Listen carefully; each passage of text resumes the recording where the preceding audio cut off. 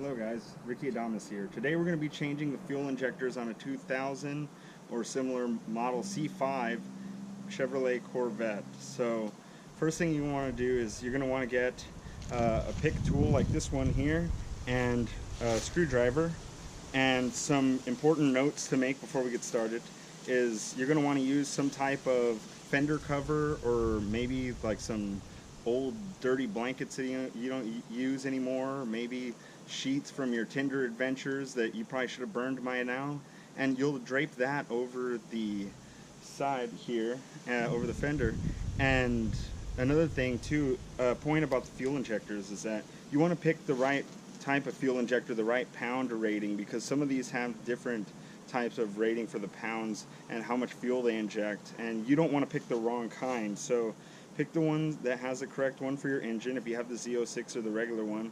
Now on this one, the fuel injectors that I chose, like an idiot, I bought generic fuel injectors on eBay for $100, and this is going to cause several problems. And one of the problems it's going to cause is that these little clips that hold the fuel injector, these clips here, they are not going to fit and stay in place on the new fuel injectors if you pick the wrong ones, because of this little notch here. There's a notch towards the end here, and it's not the correct size away from the end of the injector, and you want to get the correct ones. Just trust me on this one. Spend the money and get the correct fuel injectors. Don't try and get a generic one.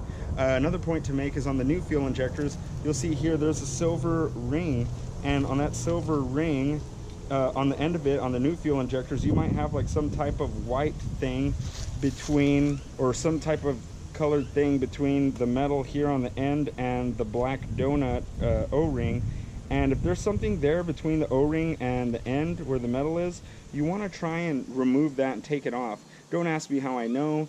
It's really horrible actually, and I haven't started the car yet, but what happens is if you pull this fuel injector up out of the block, or the head rather, what happens is that little thing, it falls off inside the cylinder, and you do not want that to happen to your car, as it just happened to mine. I tried to use an air compressor to get it out. Now there's plastic in 7 of my cylinders, and that's not good at all.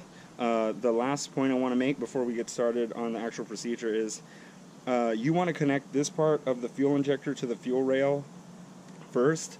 You want to push this up as hard as you can into the fuel rail and connect this part first before you go about trying to push this down. You don't want to plant this down into the head and then try and connect this part. It's much more of a pain to do it that way. So connect this part first and then do the bottom. So without further ado, let's get started. The first step that we're going to do is we're going to remove the covers that go here and over here. Now I've already removed mine, but on this side, simply you just grab the cover on the edge here and pull it up and off. And on this side over here, you'll have the oil cap, and you'll need to remove this by turning it counterclockwise and then pulling the cap off before you'll actually be able to grab that cover and remove it in the same fashion that you removed this one. So now that I'm screwing this one back on, it's very important that if you have fuel pressure in the engine, if you haven't turned the car on in the past 24 hours, it's okay, you don't need to do this. But this thing normally takes about 30 minutes for the fuel pressure to drop naturally. But what we're going to do is we're going to remove the little cap that goes on the Schrader valve here, and that little cap looks like this. So we'll just take this off counterclockwise and put it somewhere where we won't lose it. Next thing we're going to do is attach either a fuel gauge here and release a pressure with like a button like this one. See, I have 50 psi here, so I release the pressure and now it's at 0. Now gas may get all over your hands, so that's why I'm wearing gloves, because I don't want cancer. And next thing, now that the psi is down to 0, if you didn't use a fuel gauge, you could use a screwdriver to push the Schrader valve and release it, but I would recommend you use something as blunt as possible to get the job done by doing it that way. Now, the next step you're going to do is you're going to remove these 4 clips right here. So I've already removed one of them over here, and that clip is over here on the other side. These 4 clips here, I mean the 8 clips, because you're going to have one for each fuel injector, right? Now these clips, they are simply able to be pushed off. You can come here and just push it and they pull off, and it's facing this way when you remove it. And what I've done is I've used a little hook tool like this one here, and you can simply grab the thing here and just pull it this way towards the inside, this line. So on this side you would pull it that way, and you would get all 8 of those little clips off. And see here, I have this one.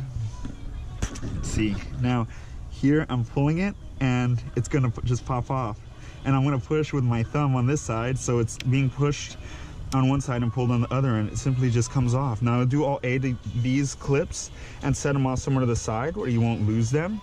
And then next thing you're gonna do is for all 8 injectors, you're going to disconnect this electrical connection here. So this simply pops on, and you want to be really nice with the wiring unless you want to do some soldering today. And you'll just basically squeeze the little metal thing, pushing towards this line. So like I said, I'm on this side, so I'm pushing the little metal thing this way and then pulling up. Now when you do that, you may observe that this little thing here that goes between the, there you go, this thing here goes between the connector and the actual injector itself on this surface here. This may come off, and you want these, you want to save them, and basically you're gonna put them on the new injectors here. See how it goes perfectly over the little square, and you'll put that between the injector and the actual connector itself. Now you want to save those little squares, the rectangles rather, and then next thing you're going to do is remove these 4 10mm bolts. There's one here, then there's another one. This one looks like a nut. We'll do this one, and then we'll do this one up here. And these are actually not on very difficult. They're not on very hard. They're not screwed in that tight. Oh, whatever you do, don't drop them in the engine or anything crazy like that. I'll get that in a little bit. And what that's gonna do is it's gonna allow you to lift this fuel rail up once you've disconnected these 8 electrical connections and 8 clips. And basically the only thing that's holding this rail on now, if you've assumed that I've undone all of these 8 clips and 8 connections, is the actual friction of the rings here in the cylinders. So I'll do the rest of the clips and connections, and then we'll proceed from there. Okay, so here's some quick notes for you to help you out. Now these connectors, they can be kind of difficult to take off of here, off of the fuel injector, if you're not really careful. So if you see this thing has a little clip here. So now these clips, these spring clip type of things, if you can pull on here and pull it out, it'll have trouble clearing the thing. Like you could push on this side and try and, you know, pull it off of the injector, and it might have trouble clearing the little gray part of the injector right here that sticks out. And this part right here, it can stop this metal clip. It can get in the way of you pulling this thing off. So what you could do is get underneath here with the fuel with the connector with the clip, the little hook, to like pull this thing out like this, pull it out to the left. You can get under here and pull it, and it'll allow you to more easily clear the little gray part of the injector, because I was having trouble pulling this thing off, and unless you clear it, this thing's never going to come off. This thing has to clear that little gray part of the injector. So if you're having trouble, that might help you. Another thing too is that little blue square that came off, you'll see that it's easier to put it down, and this thing, just push it down, push this little rectangle down into the connector, rather than trying to balance it here on the fuel injector when you reconnect it. And if you just push it down into here, it'll make it easier. When you connect it, you don't have to worry about balancing, you just push it on there. Now this clip over here, these are hard. This one is hard to take off for this side of the engine. This is the worst one. And what maybe you could do is when you pull all these injectors up, pull it up with the fuel rail, and then just connect this final connector. Just pull the whole thing up, and then you can clear it. But otherwise, you're gonna have to really fumble in here to try and get that one off. So now I want to suggest that you not undo these 4 10mm things until you've undone all these connectors and all the clips, like this one. You undo all those first, and then do the 10mm things. Do all 4 of those, and then what you're gonna do is, if you can, even before you start this job, it might be a good idea to get an air compressor and just blow all the debris, taking care especially to go near the injectors and get as much dirt out of here as you can. You don't want any of these spare parts of dirt going inside your cylinders and causing trouble. So if you have one, great. You can use a bike pump maybe, or use your mouth to just blow it. I don't know. Good luck if you don't have an air compressor. I'm sorry. I didn't mean to laugh at you there. But anyway, you'll undo that. And then the next thing we're gonna do is we're gonna pull the injectors up. And the only thing, like I said, holding it in is the friction. So you wanna get all this dirt out, and then you'll just grab this and you'll pull up, and you might spray a little bit of WD-40 in between the injector and the actual cylinder, and then you can grab this like a plant and just uproot it. And you could do the same here. There's a rubber boot, and you spray the WD-40 between the boot and the injector, the old injector, and it'll lubricate it and make it a little easier to separate the injector from the rubber boot without tearing the little boot. So that's what we'll do next.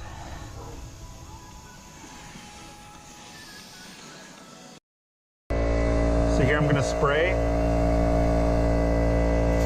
between the injector and the cylinder, and this can also help to keep the dirt from going inside, because the dirt will stick to the lube, and this will allow us to then, after it dries up a little bit, we can pull up and free the injectors from the cylinder.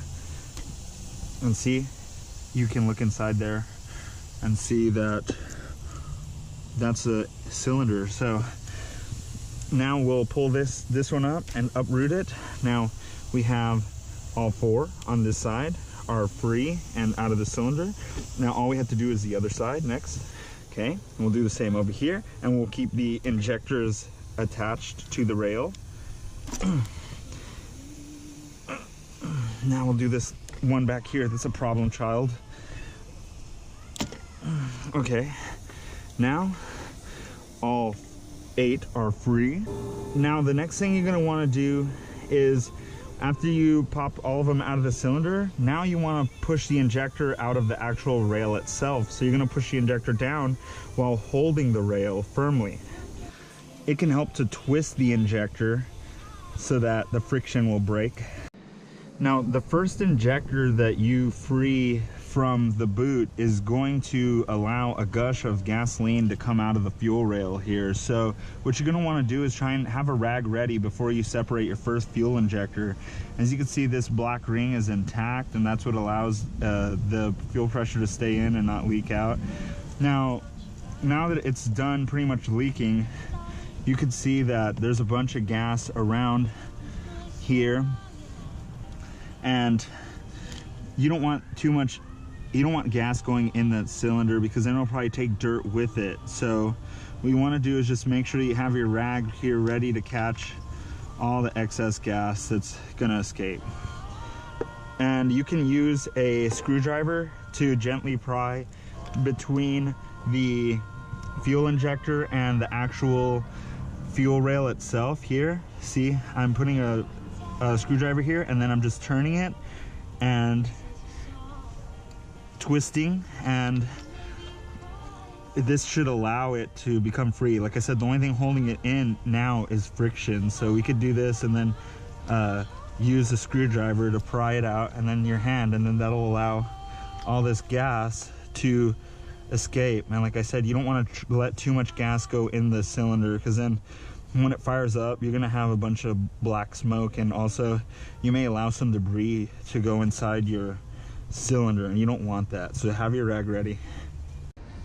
Okay, so after doing this, I highly suggest that before you pull the injectors out of the cylinders that they're attached to, leave the injectors in, and then just do the disconnection between the fuel rail and the actual fuel injector itself. Pry this up and get that out, and that way the injectors and the seal between the injectors and the cylinder block can keep fuel from going in the cylinders, because that seems to be a real danger here. You don't want that. So disconnect here first and then pull the injectors out, and when you pull them out, it, like I said, it'll take a little bit of